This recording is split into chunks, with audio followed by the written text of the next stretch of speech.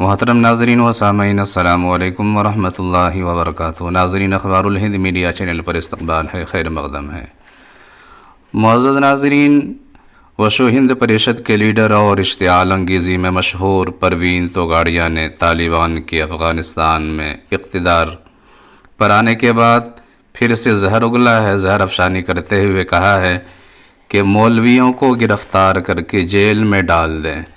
دارالعلوم دیوبند کے متعلق انہوں نے کہا ہے کہ دارالعلوم دیوبند، تبلیغی جماعت اور جمعیت علماء پر فوری پابندی عائد کی جائے اور ان کے مراکز مساجد کو بند کیا جائے۔ تو پروین توگاڑیا کے جواب میں اس ملک کے معروف و مشہور شخصیت اور جمعیت علماء ہند کے امیر محترم حضرت مولانا اقدس سید ارشد مدنی صاحب دامت برکاتہم نے بھرپور جواب دیا۔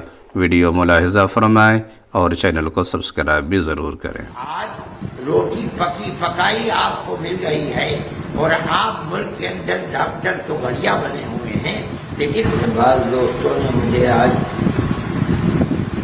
ڈاکٹر توگاڑیا جی کا یہ پریس کانفرنس بھیجی جس میں محترم ڈاکٹر صاحب طالبان کے سلسلے میں یہ بتا رہے ہیں کہ تبلیغی جماعت ان کی ماں ہے، دارالعلوم دیوبند ان کا باپ ہے، اور انہوں نے یہ مطالبہ کیا ہے کہ تبلیغی جماعت کو، دارالعلوم دیوبند کو اور جمعیت علماء کو بند کیا جائے۔ یہ نہیں انہوں نے بتایا کہ جمعیت علماء ہند سے طالبان کا رشتہ کیا ہے۔ آیا جمعیت علماء ہند ان کا چچا ہے، تایا ہے، ماموں ہے، خالو ہے، کون ہے، یہ نہیں بتایا۔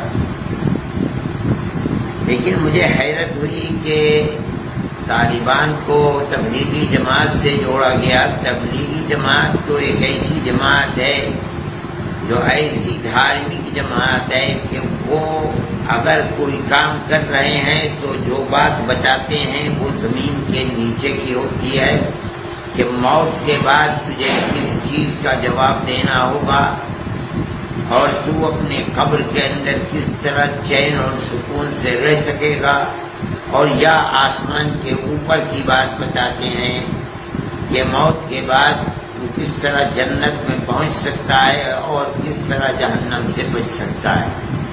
باقی اس کے علاوہ انہیں کچھ بھی پتہ نہیں دنیا میں کیا ہو رہا ہے، اور نہ وہ اپنے آپ کو دنیا کے جھگڑے میں ڈالتے ہیں۔ طالبان سے ان کا رشتہ اور سمبند کیسے جوڑ دیا ڈاکٹر صاحب نے، مجھے حیرت ہوئی۔ دوسری بات یہ ہے کہ دارالعلوم دیوبند کو یہ کہتے ہیں کہ بند کر دیا جائے۔ میں یہ یقین کرتا ہوں کہ دارالعلوم دیوبند کی تاریخ سے ڈاکٹر صاحب بالکل ناواقف ہیں، انہیں کچھ پتہ نہیں ہے۔